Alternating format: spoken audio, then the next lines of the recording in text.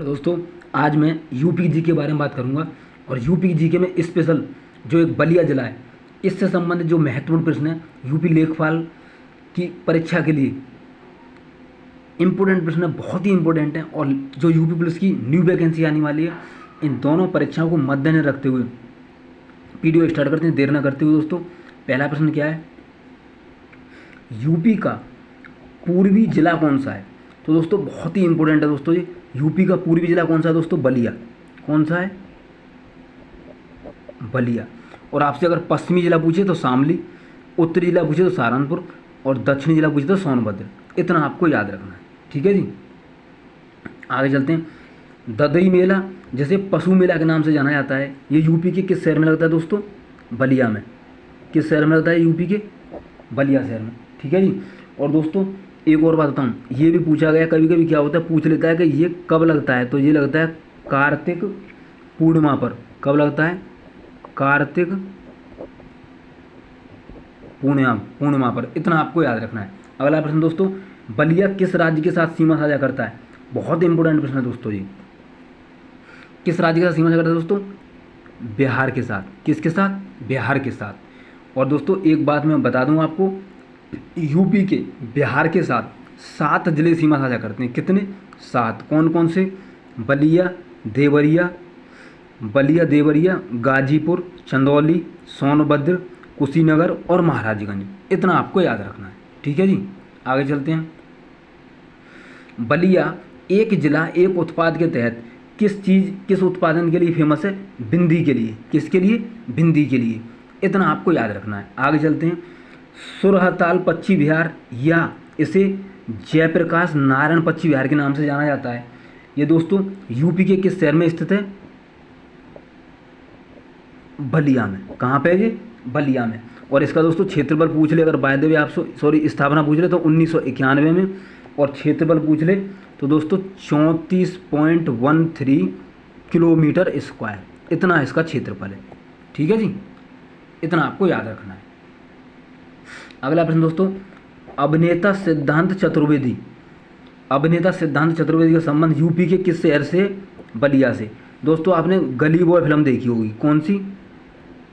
गली boy film, जिसमें रणवीर सिंह और आलिया भट्ट हैं, उसमें ये लौंडा है, अभिनेता हीरो है अभिनेता सिद्धांत चतुर्वेदी। इतना आपको याद रखना है। अगला प्रश्न दोस्तों, बलिया की सीमा बिहार के कितने जिलों से लगती है? बलिया की सीमा बिहार के कितने जिलों से लगती है? कोई नहीं बताएगा आपको, ये बहुत इंपॉर्टेंट प्रश्न है, सिर्फ मैं ही बता सकता हूँ। 3 जिलों से। कितने? 3 जिलों से। कौन कौन से हैं? आप लिखना चाहो तो लिख लो। भोजपुर, छपरा और सीवान। ये 3 जिलों से बलिया की सीमा, ये बिहार के जिले हैं, इनसे बलिया सीमा साझा करता है। इतना आपको याद रखना है। आगे प्रश्न, बलिया से सटे जिले कितने जिले सीमा साझा करते हैं बलिया से दोस्तों? बलिया से सटे जिले 3 जिले। कितने जिले सटे हैं बलिया से? 3 जिले। इतना आपको याद रखना है। कौन कौन से अगर आपसे पूछ ले तो देवरिया, मऊ और गाजीपुर। कौन कौन से? देवरिया, मऊ और गाजीपुर। ये यूपी के जिले हैं जो बलिया के साथ सीमा साझा करते हैं। कौन से? ये यूपी के जिले हैं जो बलिया के साथ सीमा साझा करते हैं। इतना आपको याद रखना है, ठीक है जी। आगे चलते हैं दोस्तों। बलिया किस मंडल के अंतर्गत आता है? तो दोस्तों आप बताओगे जी कि आजमगढ़ मंडल के अंतर्गत। किसके? आजमगढ़ मंडल के अंतर्गत ये आता है। इतना आपको याद रखना है। अगला प्रश्न दोस्तों, अगर बलिया के उपनाम की बात करें तो दोस्तों इसे बागी बलिया के नाम से जाना जाता है। किससे? बागी बलिया के नाम से जाना जाता है। अगला प्रश्न दोस्तों, अगर बलिया के क्षेत्रफल की बात करें तो 2981 इसका किलोमीटर स्क्वायर क्षेत्रफल है। और अगर इसका आरटीओ कोड की बात करें तो यूपी 60। कितना? यूपी 60 इसका व्हीकल कोड है, आरटीओ कोड है, वाहन पंजीकरण संख्या कहते हैं जिसे। अगला प्रश्न दोस्तों, मंगल पांडे, जो सब जानते हैं, ज़्यादा मैं इनके बारे में बताऊंगा नहीं। इनका संबंध किस जिले से? बलिया से। और दोस्तों इन्होंने एक प्रसिद्ध नारा दिया था। कौन सा नारा दिया था? कौन सा? मारो फिरंगियों को, मारो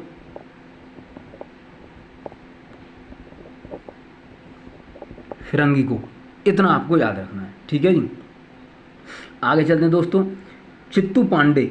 चित्तू पांडे का संबंध भी दोस्तों बलिया जिले से, किससे? बलिया जिले से। चित्तू पांडे का संबंध भी बलिया जिले से है। और दोस्तों चित्तू पांडे को शेर ए बलिया, या अगर ऐसे ना दे तो बलिया का शेर, बलिया, बात एक ही है, बलिया का शेर के नाम से जाना जाता है। इतना आपको याद रखना। इन्होंने जो 1942 का स्वतंत्रता वो संघर्ष हुआ था उसमें इन्होंने भाग लिया था। ठीक है, स्वतंत्रता आंदोलन में उनमें उसमें इन्होंने भाग लिया था, चित्तू पांडे ने। इतना आपको याद रखना है। ठीक है जी।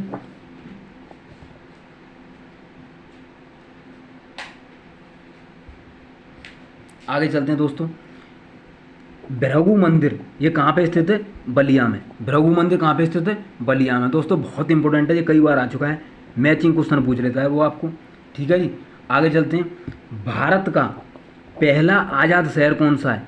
तो आप बताओगे जी बलिया है। कौन सा है? बलिया।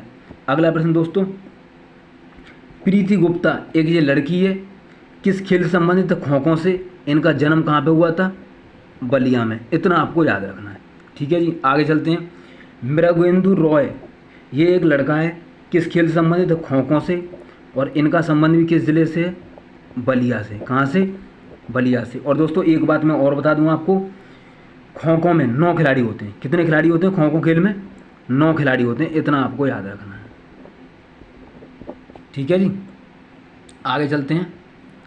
भारत छोड़ो आंदोलन के समय, भारत छोड़ो आंदोलन के समय यूपी के किस शहर में समानांतर सरकार की स्थापना की गई थी? तो आप बताओगे जी बलिया में। कहाँ पे की गई थी? बलिया में। इतना आपको याद रखना है। अगला प्रश्न दोस्तों, चंद्रशेखर सिंह ये भारत के पूर्व प्रधानमंत्री रह चुके हैं, पूर्व पीएम रह चुके हैं। इनका संबंध भी किस जिले से है? यूपी के बलिया जिले से। इसका मतलब क्या? बलिया में जन्म हुआ था। ठीक है जी। और दोस्तों एक और बात बताऊँ, इनकी एक प्रसिद्ध पुस्तक है। कौन सी प्रसिद्ध पुस्तक? उसका नाम क्या है? डायनामिक्स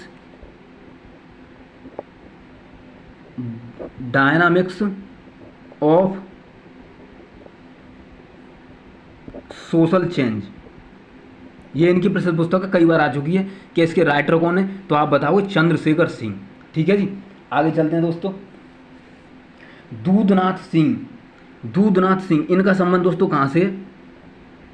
इनका संबंध भी बलिया जिले से है। ये कौन थे दोस्तों? ये हिंदी के प्रसिद्ध कथाकार। कौन? हिंदी के प्रसिद्ध कथाकार, कवि और आलोचक। कौन? कवि और आलोचक थे। और दोस्तों एक और बात बताऊं, इनको जो अवार्ड मिले हैं, एक तो भारत भारती अवार्ड मिला है,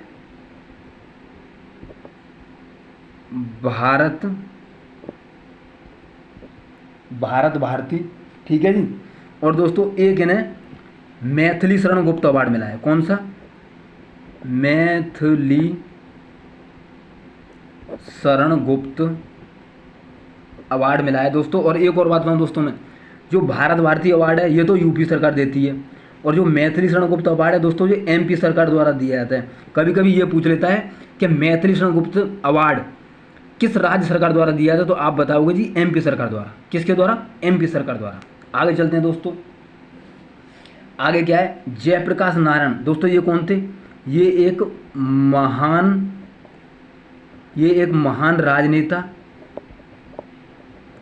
राजनेता कौमा स्वतंत्रता सेनानी।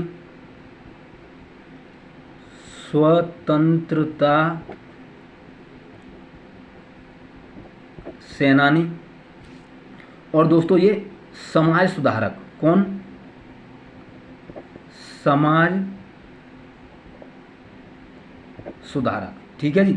और दोस्तों एक और बात बताऊं मैं, इनके अगर उपनाम की बात करें, 2 उपनाम है जो कई बार आ चुके हैं, धुआंधार परीक्षा में आते हैं भर भर के। एक तो क्या है? जेपी। क्या? जेपी। और दोस्तों एक इनका उपनाम क्या है? लोकनायक। क्या? लोकनायक। इतना आपको याद रखना है। ठीक है जी, जयप्रकाश नारायण के बारे में। और दोस्तों एक और बात बताऊं मैं आपको, इनको, किनको? जयप्रकाश नारायण को 1998 99 में मरने के बाद, किसके बाद? मरने के बाद भारत रत्न मिला था। क्या मिला था? भारत रत्न मिला था। इतना आपको याद रखना है, ठीक है जी। और दोस्तों 1965 में इनको 1965 में इन्हें रेमन मैग्सेसे अवार्ड, कौन सा? रेमन मैग्सेसे अवार्ड मिला था। इतना आपको याद रखना है। और दोस्तों रेमन मैग्सेसे अवार्ड में धनराशि कितनी दी जाती है? $50,000। कितनी? $50,000। और यह दोस्तों फिलीपींस सरकार द्वारा दिया जाता है। इतना आपको याद रखना है। और किस क्षेत्र में? जन सेवा और सरकारी सेवा। सरकारी सेवा, इतना आपको याद रखना है, ठीक है जी। और दोस्तों और मैं एक क्वेश्चन और बता देता हूँ इनके बारे में, जयप्रकाश नारायण के बारे में, जो पेपरों में धुआं उड़ाता है। इन्होंने दोस्तों एक नारा और दिया था। कौन सा नारा? कौन सा? संपूर्ण क्रांति का। आपने पढ़ा होगा संपूर्ण क्रांति का नारा किसने दिया था? ठीक है जी, जयप्रकाश नारायण ने। इतना बहुत है, ज़्यादा डिटेल बताऊंगा तो फिर इनका जीवन परिचय से हो जाएगा, इतना मैं चाहता नहीं हूँ। आगे चलते हैं दोस्तों। 22वां क्वेश्चन क्या है? पंडित हजारी प्रसाद द्विवेदी। कौन? पंडित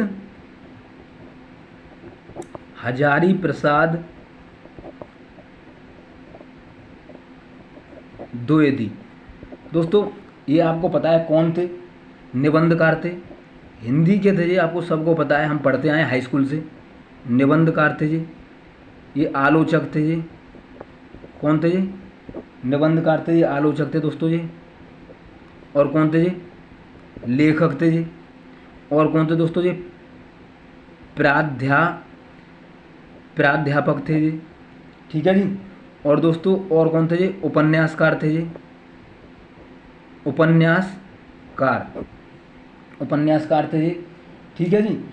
और दोस्तों मैं और आपको बता दूं इनके बारे में, इनको दोस्तों साहित्य अकादमी अवार्ड, कौन सो? साहित्य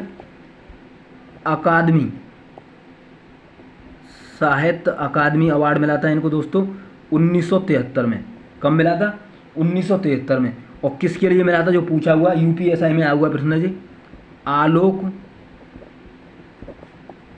आलोक पर्व। ये दोस्तों एक निबंध है। ये क्या है?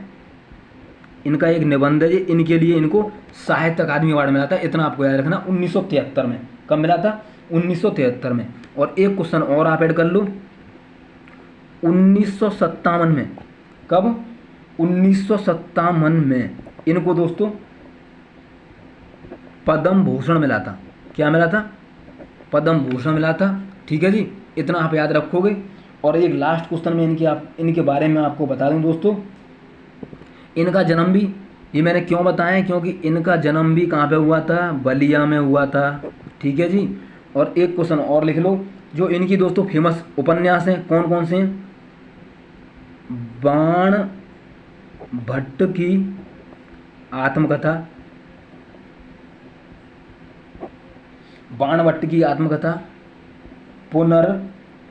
पुनर्नवा, ठीक है जी। अनाम दास का पोथा, बहुत फेमस है, आया हुआ प्रश्न है ये 2018 वाली भर्ती में। अनाम दास का पोथा। और चारूचंद्र